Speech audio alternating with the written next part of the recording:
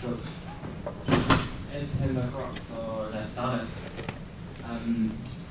Welcome to the RAS session. I'm Fuwei, assignee in Linaro team from Red Hat. In the following 15 minutes, Spray and me will introduce the RAS architecture on ARM64 based on the APEI RAS extension, SDEI, MN security partition, and APEI. So RAS is not a new topic here, and I ran a similar session in last Connect, but at that time I hadn't working on RAS secure partition, and so I know very clear about the data class when there is an error occurred, how to process it. So, but right now we have a clear view of error handling data class. We also have some prototype to handling the error right now.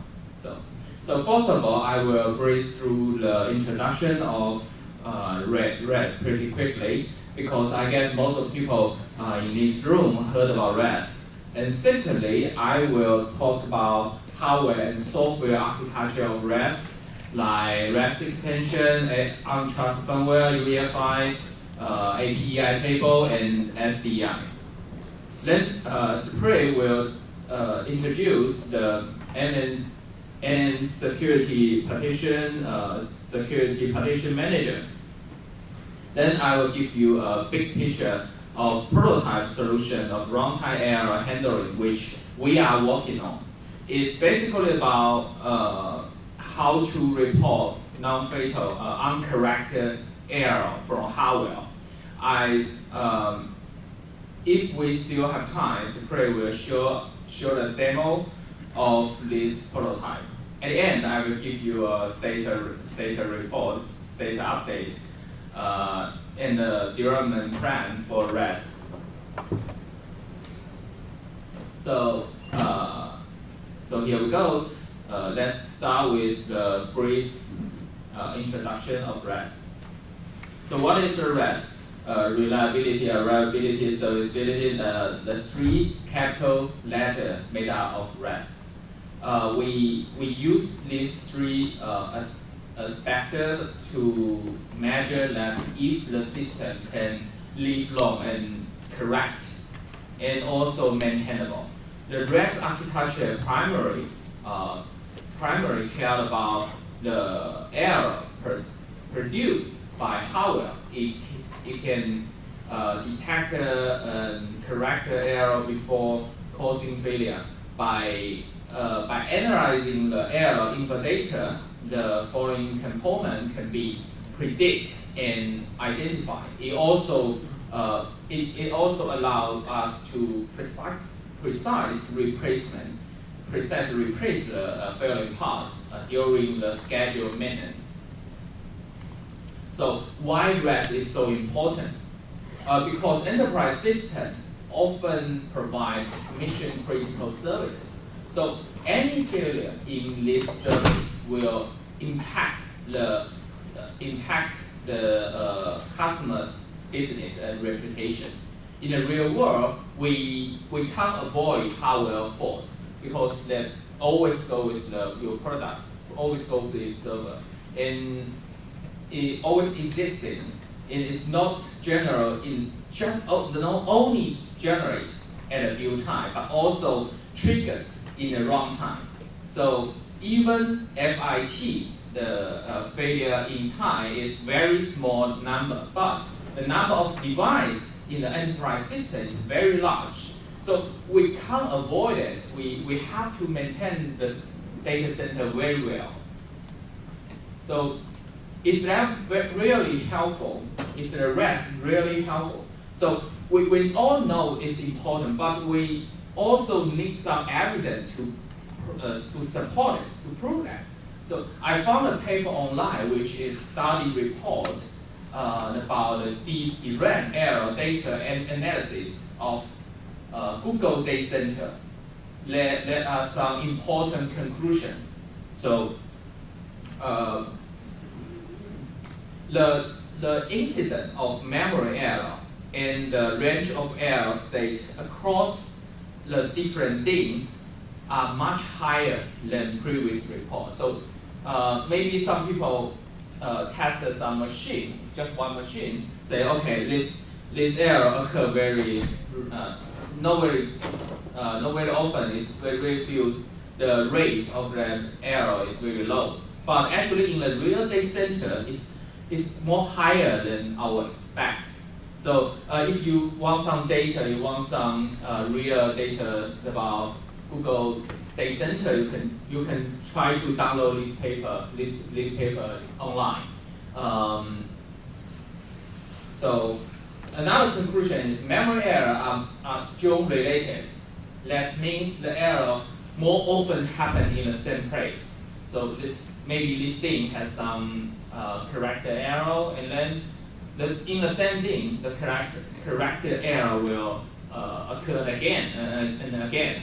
In the near future, the uncorrected error will occur in the same thing. The possibility of that is much higher in the same place. So the error rate are unlikely to be donated by software error. So maybe your server run in some error, but the more higher possibility is about hardware, not your software. So what is the benefit from ECC in DIN? Single bit error could be corrected and to avoid the multi-bit error from the very beginning. Then the statistical data of the error could be a reference for maintenance to reduce the cost of unscheduled service outage. So why I'm talking about ECC here? Because the ECC is a basic function in RAS. So what if we don't have RAS in the enterprise server? So okay, I just wish you a good luck because okay, you can put this comment in your code and say, okay, I come from China, so we believe in Buddha. So you can put this into your code. Also, there's another joke in China. The Emperor Yongzheng, defeat Ba, so you can defeat Ba. There's another joke in China. So let's do a quick review of RAS history here. RAS is not a new stuff. It already exists. It already be used on x86 for a long time. I think ECC in memory control is original RAS. x86 implement the MCA, which is memory check architecture.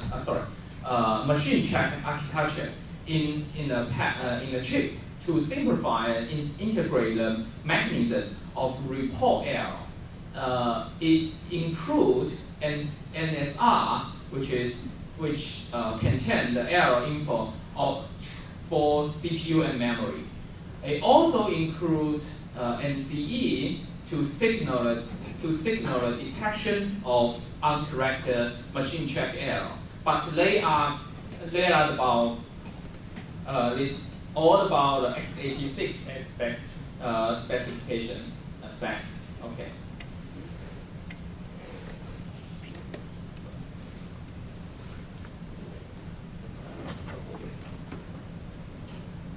So, but we also have some architecture-independent mechanism for RAS. For PCIe, we have a AER to report error. In the Linux kernel, we have an EDAC driver. We have an EDAC framework to report the error information to the user space. So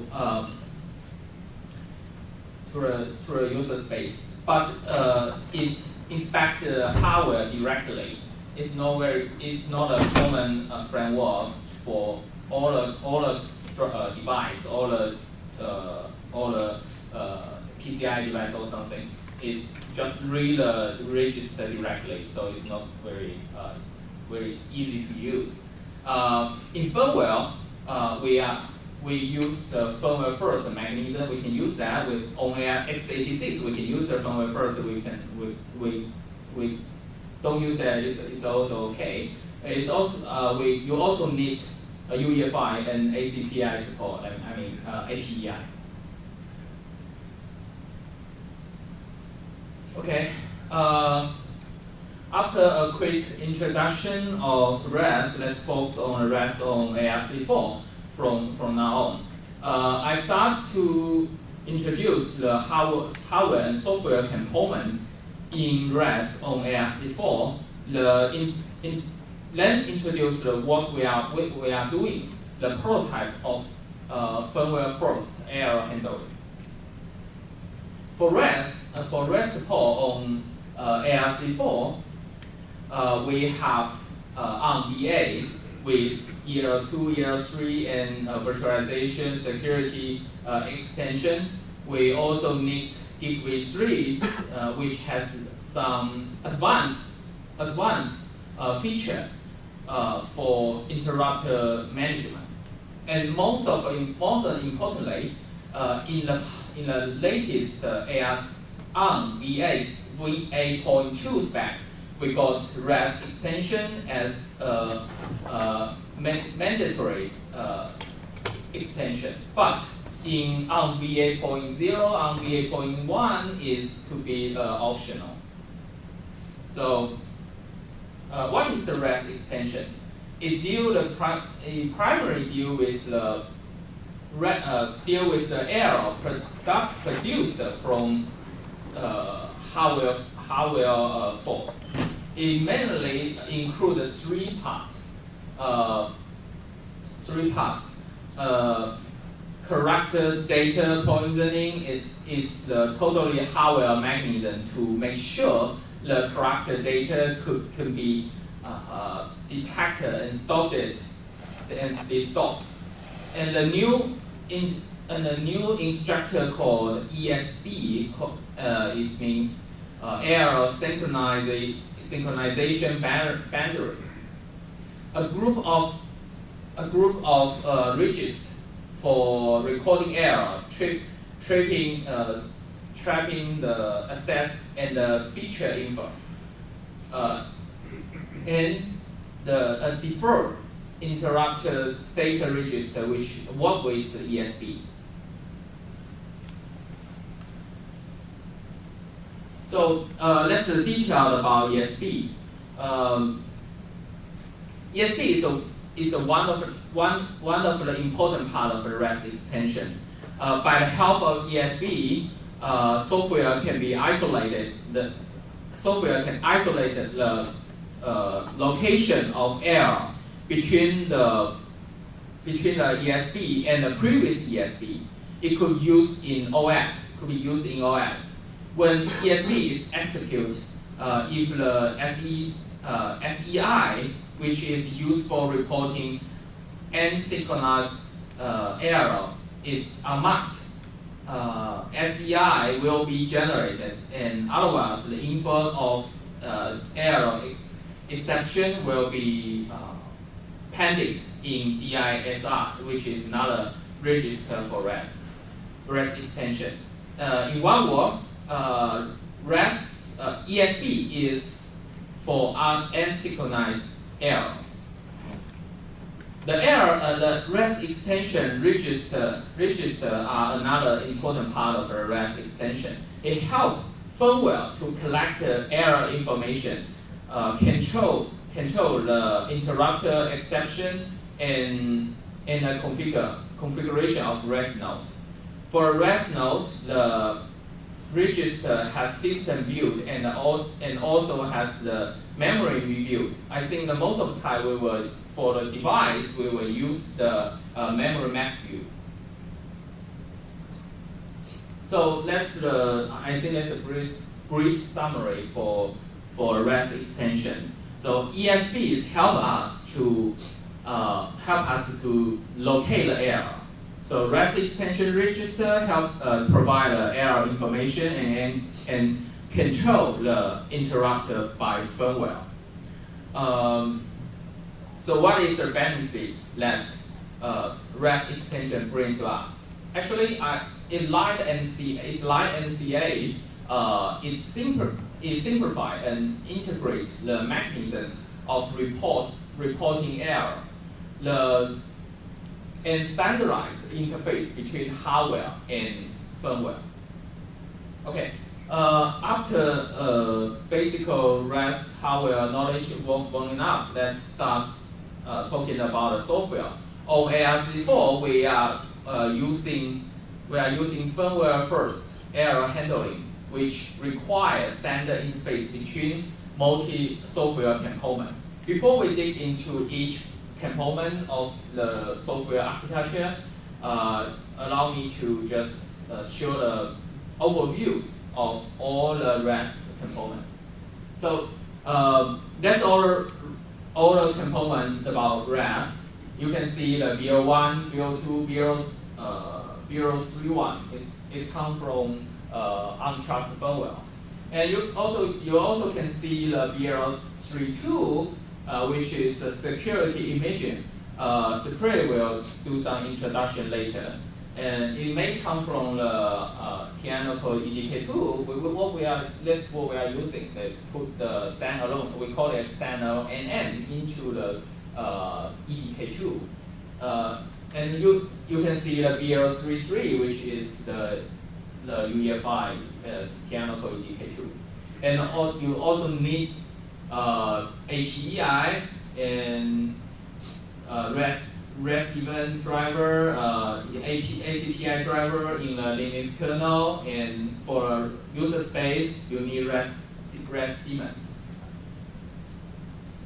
So let's about untrusted firmware. This is some brief introduction of RAS of untrusted firmware and UEFI. So untrusted firmware includes several few boot imaging. BL31 is EL3 runtime. It includes exception handling, and then dispatcher, SDEI dispatcher. It's compatible with other firmware. UEFI is firmware interface between the platform and the operation system. On ARC4, it works with untrusted firmware as BL33 in EL2. So okay, now we have gone through the hardware and firmware control interface. But now, how to pass the error source info from firmware to OS? Since we are using ACPI on ARC4 now, so we are using APEI. We have made some introduction in RAS session of last connect. So let's just go through it very quickly. APEI provides a means for the platform to pass error info from firmware to OS. It includes 4 different tables. First of all, I will introduce the hazard table, which is the most important one, which is what we are working on. Is handling the runtime error. And bug table, BRT table is just pass the information from the last crash. So once machine gets some very critical error and the system has to be rebooted, so the firmware will store the error into some place, and then when system come back, it will put the information into some secure area, and the OS can read it when in the boot time, or maybe later, because right now hacker always want to hack your system when it going down, and some error data could be analysis and used to hack your machine. So we need to secure the bug info also. So EIST is saving the error log into persistent storage, and inject EINJ is the APEI framework testing. It's for APEI testing.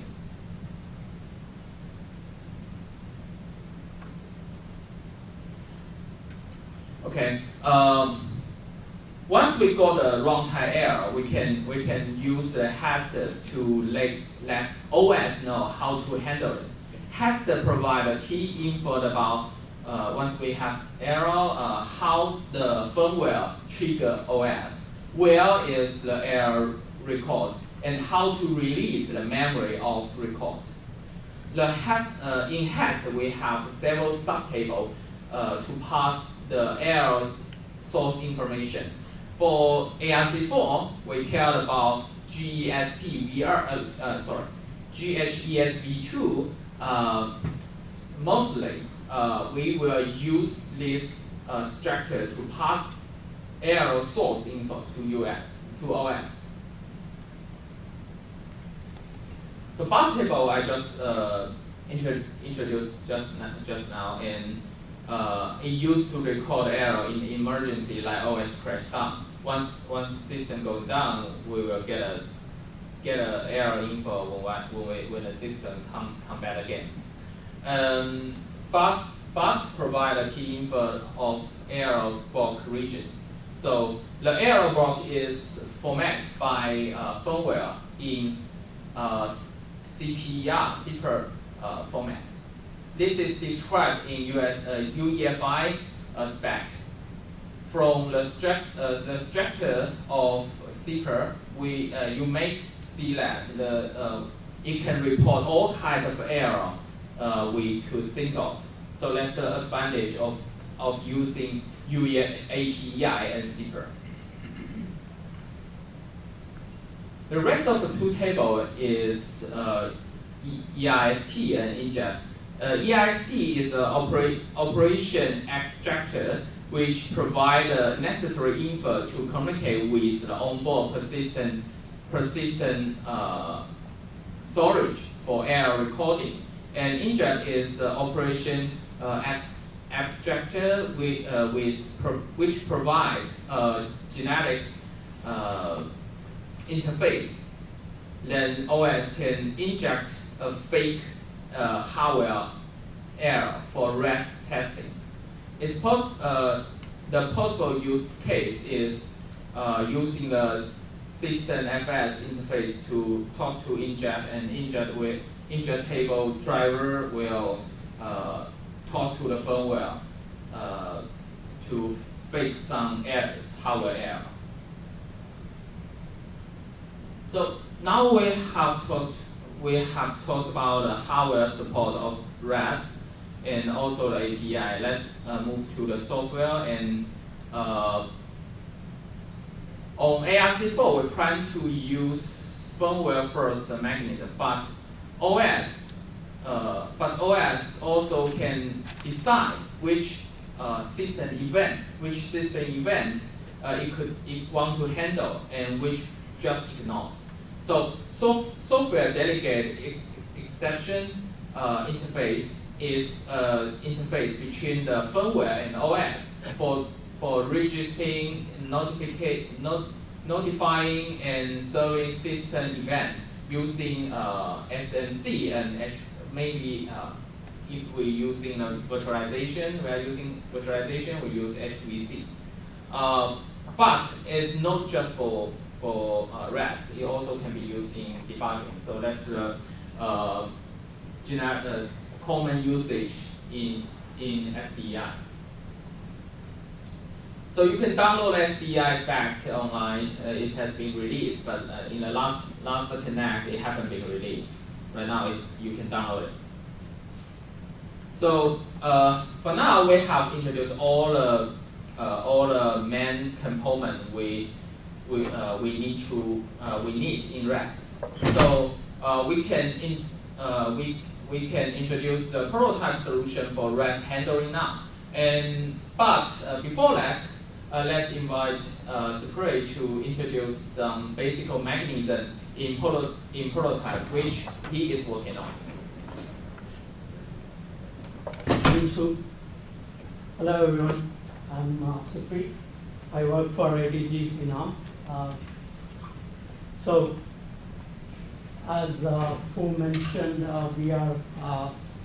what we are doing, we are actually defining a secure partition interface between EDK2 based MM secure partition, which runs in secure EL0, and it interacts with the ARM trusted firmware, basically with the secure partition manager, which is running in DL31. We are implementing the we are also defining, we got the SDEI notification added to APEI 6.2 specification. We are implementing these interfaces to demonstrate, at least the prototype, to demonstrate the DMC and CPU errors using the firmware first handling method, and also demonstrate the use of RAS extensions. And thanks to my friend Daniel and James Morse, we are kind of getting that prototype up and running.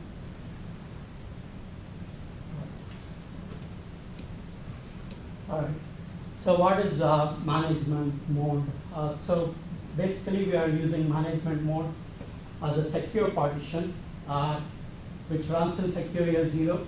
It's isolated from secure EL1 and EL3. It basically implements the management functions. It is just one way of doing it with our fixed virtual platform. In some other partner use cases, the errors may be handled, offloaded to co-processors. So it basically uses the existing EDK2. We are kind of upstreaming standalone MM package to handle RAS error events. So the communication to the secure EL0 management partition is using an SMC. It's called MM Communicate. It's there in platform initialization PI volume 4 SMM specification, PI version 1.5 and later. The partition is actually managed by the ARM trusted firmware. All the information needed for the secure partition resources are described in DL31 platform port of ARM trusted firmware. Basically, how much space it needs, the stack base, the heap base, etc.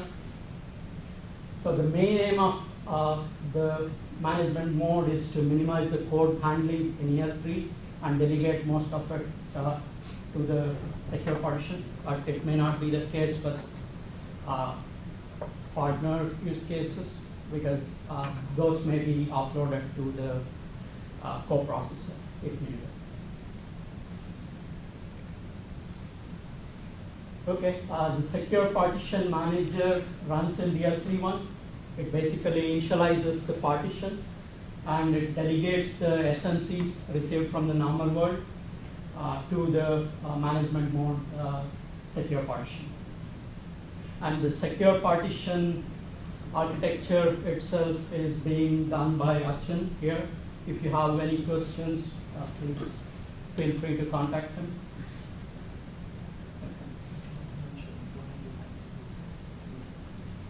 Okay, so we are using a secure partition manager.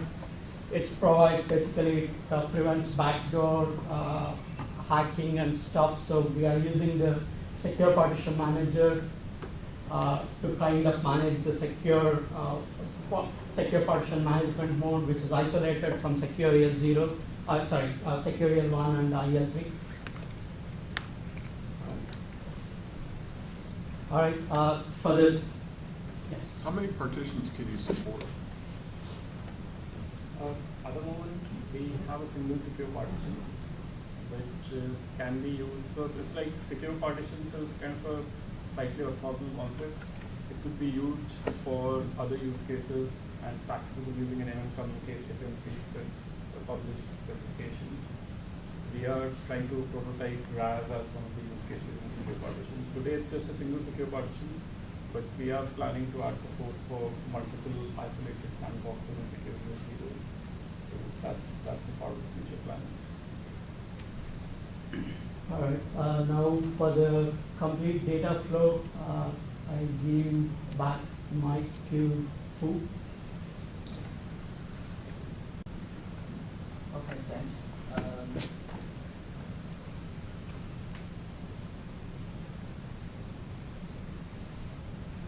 Okay.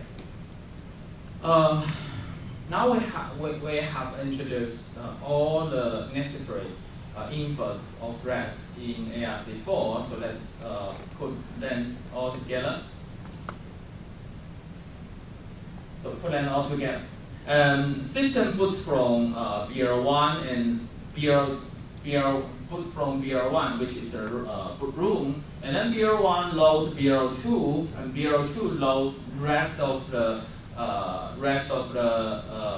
images like BR3, 1, 2, 3, and boot from BR3.1 to BR3.2 and to the UEFI. Right. So UEFI.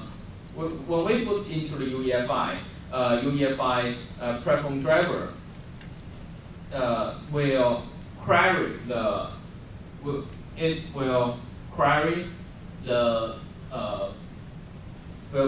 the security partition image, which is the BR3.2 for error source info.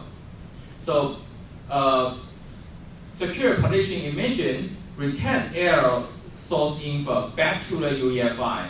It will back to the and then dispatcher, and dispatcher will back to the UEFI, and the UEFI will map in the memory, and also will mapping the error memory for the future use. Also, it will update the HAST table, for the OS. And once OS starts running, the HAST driver will scan the HAST table to register. It will scan the HAST table and register the handler for error handling. So once the uncorrected error occurred, the event will loop to the EL3, which is the secure partition manager. Once the error comes to we will control the interrupter here, control the interrupter in RAS extension, and once it occurs, the error will trigger the security partition manager, and the security partition manager will route the event to the RAS error handling in the secured EL0. So it will transfer the information to here, and if the security partition image will create the zipper block, which is the error information by the info from RAS extension. Security partition manager, after that, once we get all the error information here from the RAS extension, we transfer the info from RAS extension to the zipper block, and then the security partition manager will notify the SDEI to call the corresponding OS register handler. We register this handler earlier, and then now once it occurs, we prepare the error block. We will not call this handler. OS get a zipper block by error stated address, which is in the HAST table, and processing the error, try to recover, and report the error event. So after that, the driver get information from here, and then it will raise the RAS event to the kernel, and the kernel eventually the RAS daemon will get information from that event. So that's a whole data path for the uncorrected error we are working on. So that's all the detail of that diagram just now. So, is that the demo? So right now, Shukri will show the demo about the diagram I just talking about.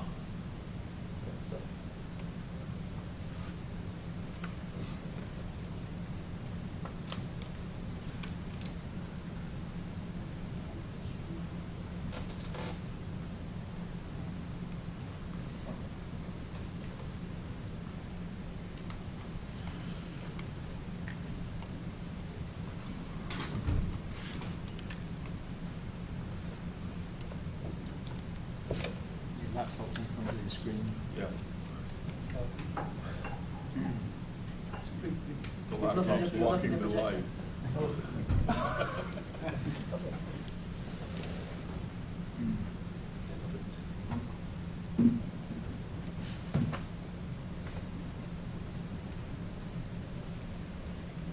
All right.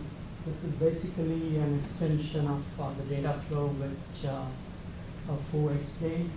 Basically demonstrates the flow of RAS error event through ARM-trusted firmware, then to secure partition manager, and then the event that gets delegated to the management mode secure partition, where the error syndrome information is being read, and kind of a common platform error record CPER gets created, and then finally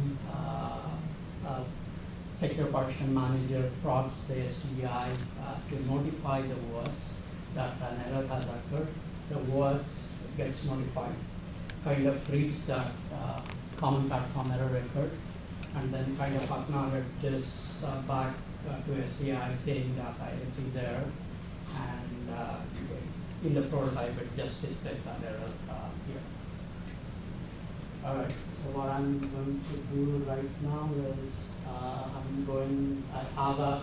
I have a physical address which I'm just providing it to poisoning it, basically injecting an error. This error will generate a timer interrupt, which I'm simulating it to be a DMC interrupt, and then it gets passed on to the secure partition manager, and then passed on to the management mode where the CPER for the memory of the type of platform memory error is created.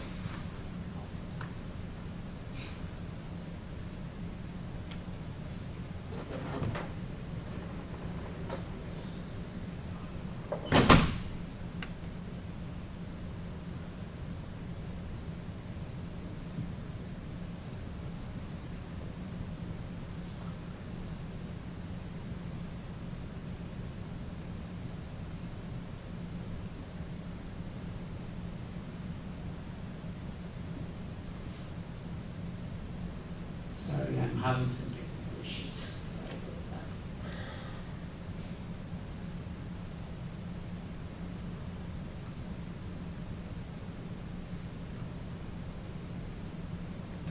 Okay. Oh, I see this. Yes. Okay. So for all your benefit, I'll run this 1 second. Actually, the display was a little bit slow. So what is happening is SDI is generating a timer interrupt, and then goes here. This is the management mode terminal window, and it actually enters that saying it received a delegated event at some data for. It can be anything. Basically, it simulates. We are kind of in the prototype. I'm considering it as a DMC error event. And kind of gets where the error record should be created in the parameter called COM buffer, and then it creates a fake CPER record of the type 2 with all those all the other information that is needed for the platform memory error record, and then that gets conveyed to the OS using the SDEI. All right, that's it.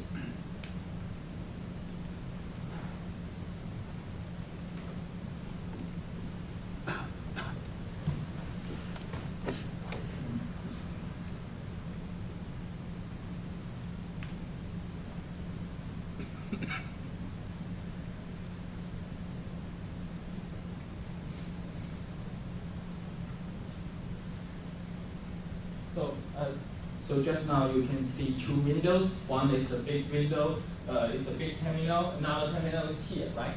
So Spray just demonstrate the data flow once the system comes up and inject error to the memory. So once we get an error, and it will get a control. The interrupter will trigger the security partition manager, and then the security partition manager will route the interrupter to the BL32, which is the security partition imaging. Will prepare the error data for OS. So you can see another terminal here, which this is the output from here, and the big window is output from kernel. So that's the demo just now. So okay. So we are working on this the whole solution, the prototype solution of error handling.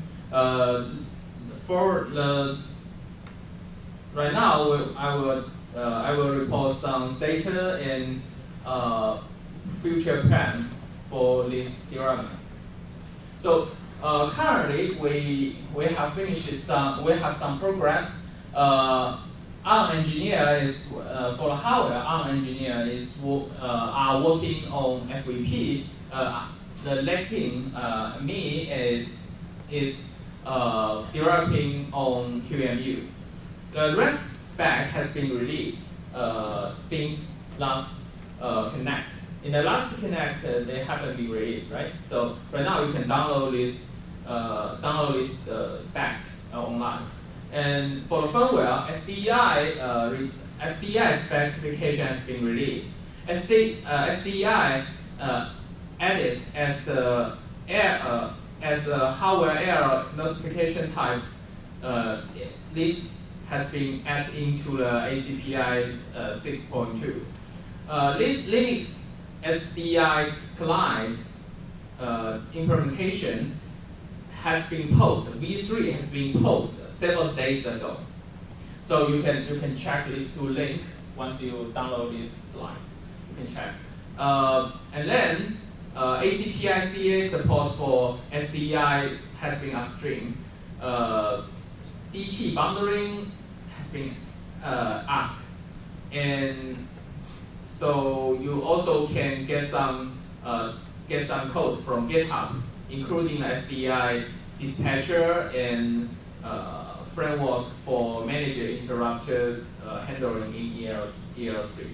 From the kernel, APEI can be enabled in ARM64. And memory failure support has been merged.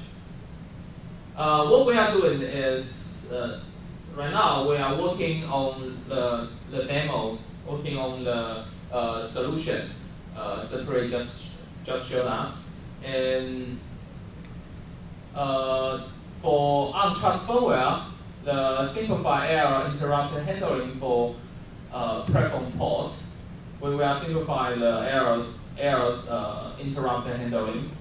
Also, RAS extension support is in design, like ESB, RAS error recall driver. We are working on this. And for EDK2, that's what I am working on. Is I try to create a driver to create the test table this is under development. So I also try to get create a library for create the APEI zipper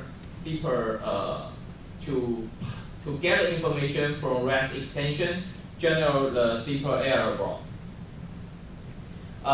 So the prototype Separate showed us is on FVP.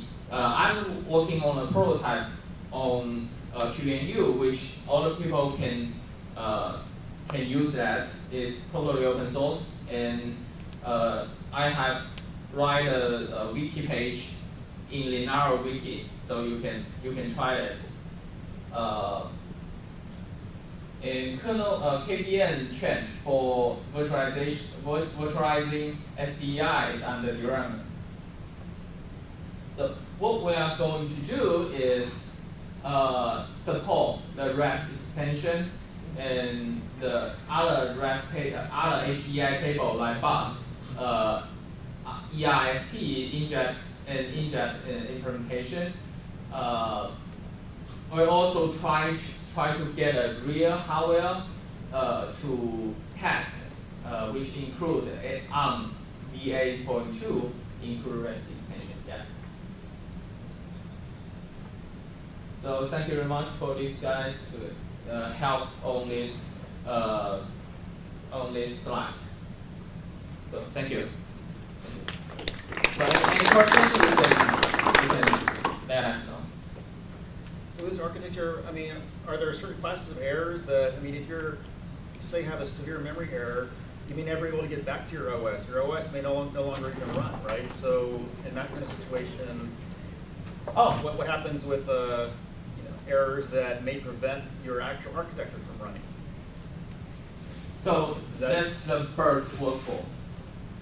ERT. So once the error occurred, it's very fatal, right? They kill the OS, but we hope firmware still running, or maybe VNC still running. So it can save all the context, all the error information into somewhere, and maybe it's a persistent event. Maybe it's a persistent storage. So when system come back, the BERT support in firmware will get all the information back to the memory, and the kernel can access that memory if you have that permission. This information is secure. How do you say what BERT is? Boot error record. Boot error record table. Sorry. Yeah. Which hardware are you testing on now? I'm using QMU. QMU. Yeah, QMU. Yes. Do you need any real hardware now? Yes, of course. Which includes You can contact me. Yeah, I know. Okay. The new hardware from Hyatt. Yes. So, any question? What percentage? How would you rate ARM support versus x86 for RAS? What percentage complete would you say? 80%, 40%, 90%?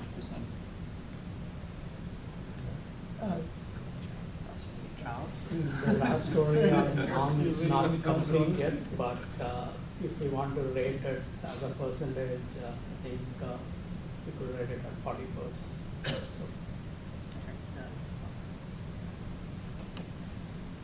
So, Okay. Thank you. How does the BERT table interact with something like KDOM? Sorry. How does the BERT table interact with something like KDOM? It's probably less than an answer yet, but if the machine reboots into KDOM and gets the... No, I have a microphone, is it on? Big question. How does the BERT table interact with KDOM? So if the machine crashes and panics due to a RAS event, firmware says it's going to put this in the BERT. Does it do it while KDOM's running to reboot the machine, or does it wait for full power cycle by UEFI to do that? I think we will get information when we crash, and the BNC. Maybe this function is implemented by BNC, or maybe is by firmware. We haven't designed. This is under development.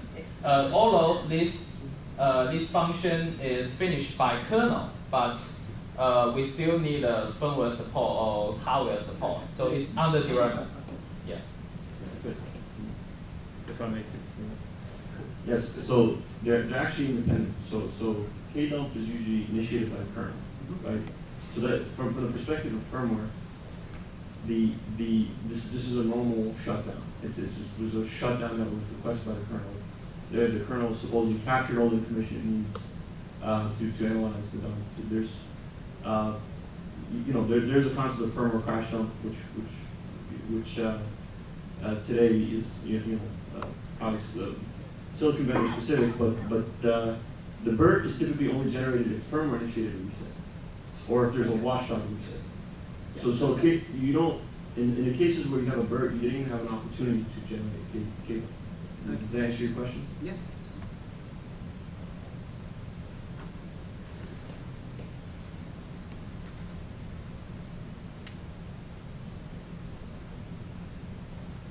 Okay, time's up. We're done. Thank you very much. Thank you.